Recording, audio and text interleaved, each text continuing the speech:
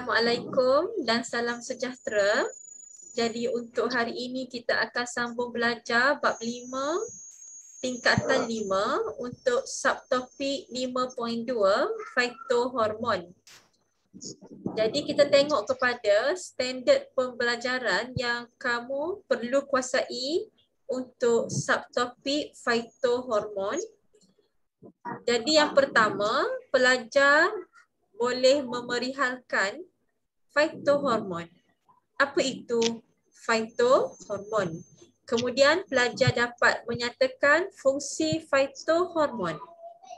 Phytohormon ni maksudnya adalah hormon tumbuhan. Jadi untuk silibus kita akan belajar tentang hormon auksin, gibberellin, cytokinin, asid absisik, etilina. Okey.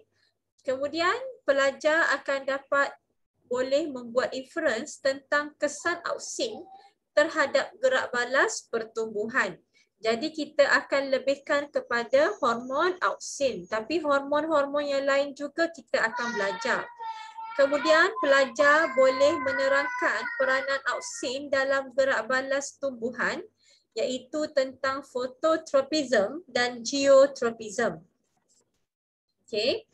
Jadi kita tengok kepada boleh buka buku teks pada muka surat 103.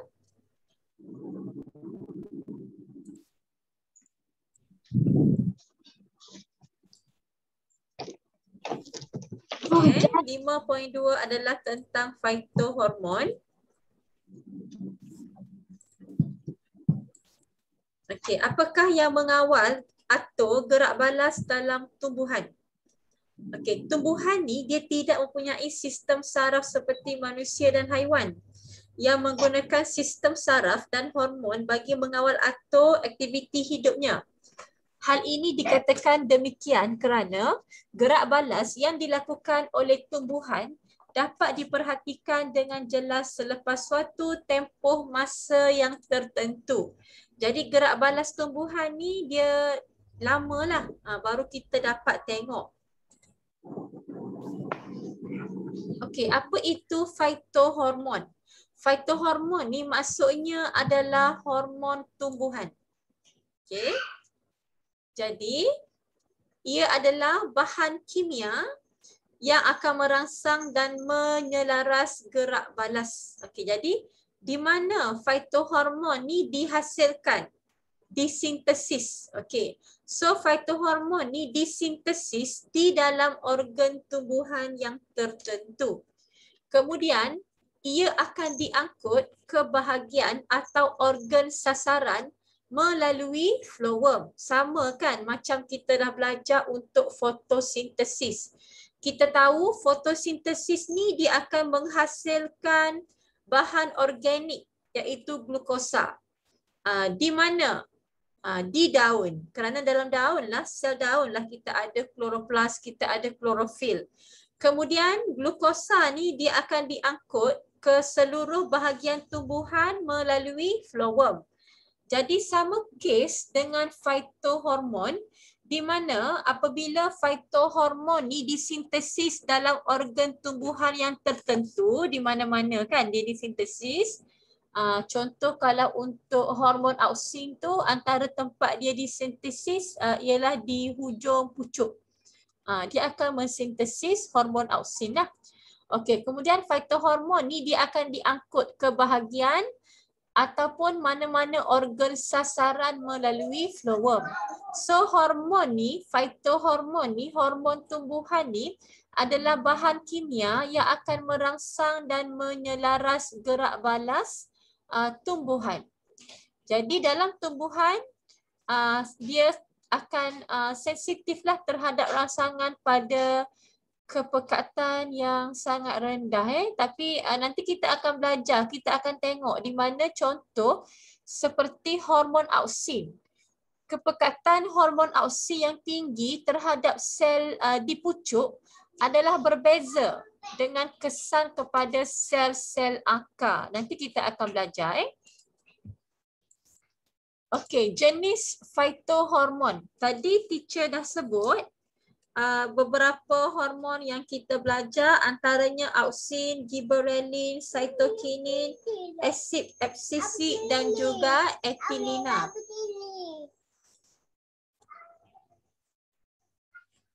Okey, yang pertama kita akan tengok kepada phytohormon auxin. Okey, untuk phytohormon auxin ni, dia adalah merangsang percambahan akar adventitious pada keratan batang. Apa maksud akar adventitious? Okey, contoh ini adalah batang, keratan batang tumbuhan. Daripada batang ni keluar akar, tumbuhnya akar. So itulah akar adventitious. Jadi bila kita letakkan hormon auxin ni, dia akan merangsang percambahan akar adventitious pada keratan batang. Sebenarnya kalau kita tak letakkan auxin ni, akan berlaku juga, akan tumbuh juga percambahan akar ni, tetapi lambat. Jadi bila kita letakkan hormon auxin ni, dia akan merangsang percambahan akar adventitious pada keratan batang.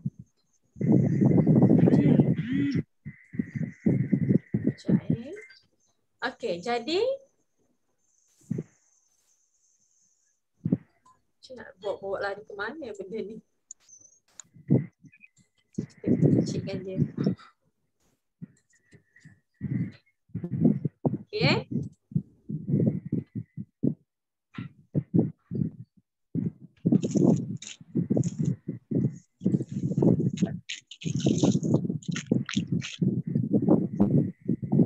Jadi kat sini auxin ni, yang ini adalah hormon yang paling utama.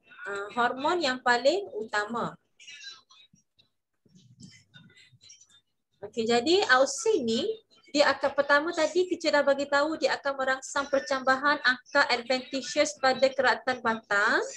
Akar adventitious tadi pun teacher dah bagi tahu kan apa maksud dia. Lepas tu apa lagi fungsi dia? Dia akan merencatkan pengeluaran tunas sisi. Jadi pokok ni selain daripada dia tumbuh ke atas dan ke bawah secara kita panggil secara menegak, dia akan juga berlaku tumbesaran ke sisi. Sebab itulah ada setengah pokok dia akan menjadi rimbun. Okay. Jadi auxin ni dia akan merangsang juga pembahagian sel di kambium semasa pertumbuhan sekunder. Nanti kita akan belajar tentang pertumbuhan sekunder. Jadi pertumbuhan sekunder ni untuk menambahkan diameter batang pokok. Okey, kalau pertumbuhan primer dia menambahkan ketinggian batang pokok. Kalau pertumbuhan sekunder, dia akan menambahkan ukur lilit diameter batang akar pokok. Okey, kemudian lagi auxin ni juga dia akan menggalakkan perkembangan kedominan apex pucuk. Apa maksud kedominan apex pucuk? Okey, kedominan apex pucuk ni dia berlaku apabila apex pucuk dia akan merencatkan pertumbuhan tunas sisi. Jadi ini akan membolehkan pokok ni akan tumbuh ke secara menegak. Okey. Apical dominance, kedominan apex. Jadi kedominan apex ni maksud dia apabila apex pucuk ni dia akan merencat pertumbuhan tunas sisi untuk membolehkan pokok ni tumbuh secara menegak ke atas dan ke bawah.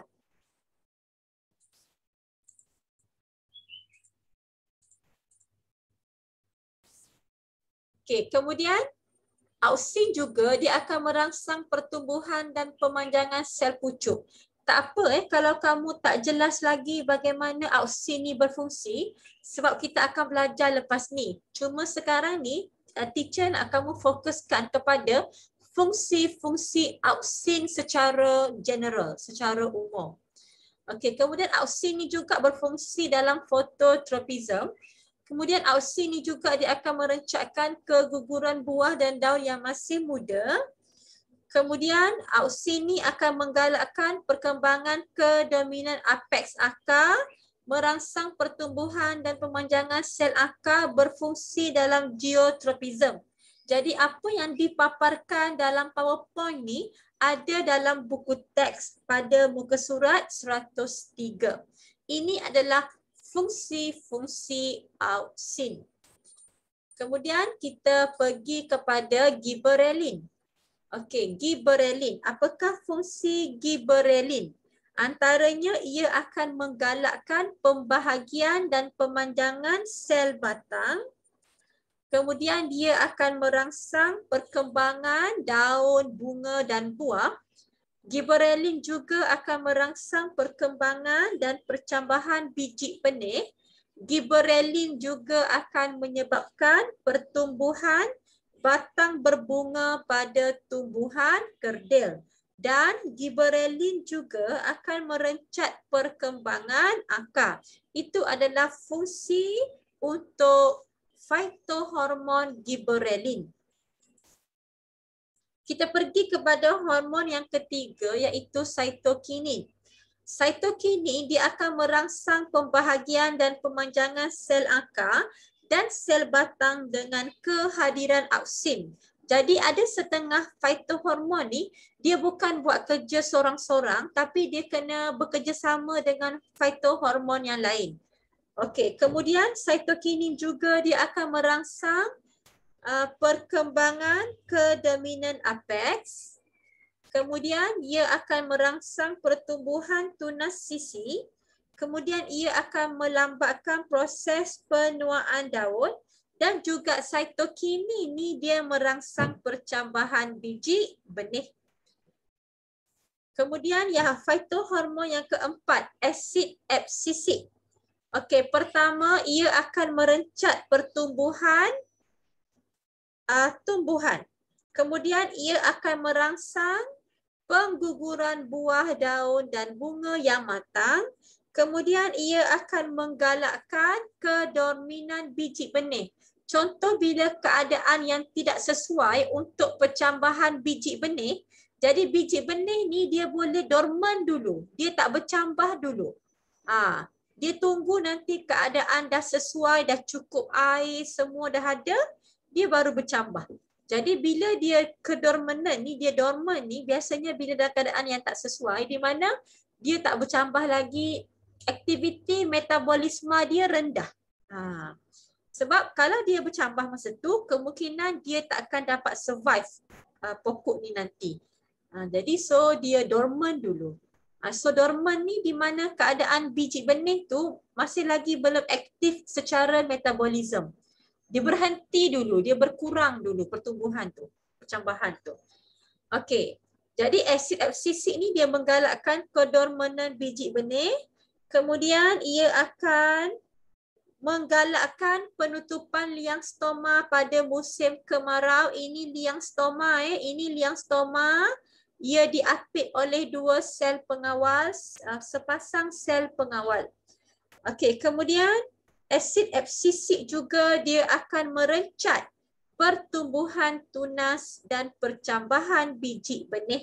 Jadi teacher akan tunjuk guna cursor tempat teacher baca Sebab kalau teacher nak lukis-lukis, kalau zoom ni dia tak hilang yang teacher lukis tu.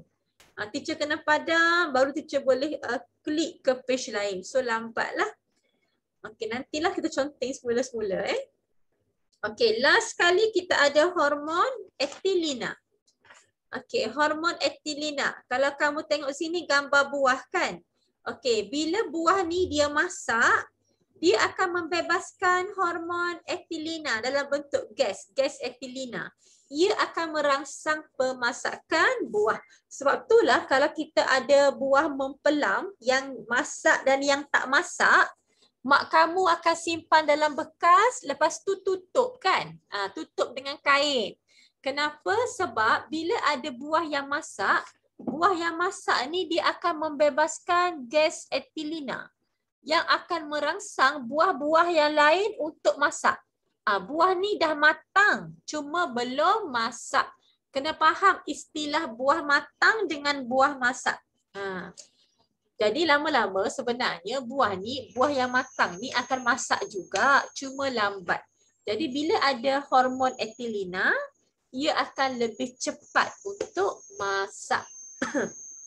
Kemudian selain ia merangsang pemasakan buah, hormon etilina ni juga, phytohormon etilina ni juga, ia akan merangsang penuaan tumbuhan. Dan ia juga akan merangsang keguguran daun dan buah. Okey, jadi kita akan tengok lebih detail terhadap kesan auksin terhadap gerak balas pertumbuhan.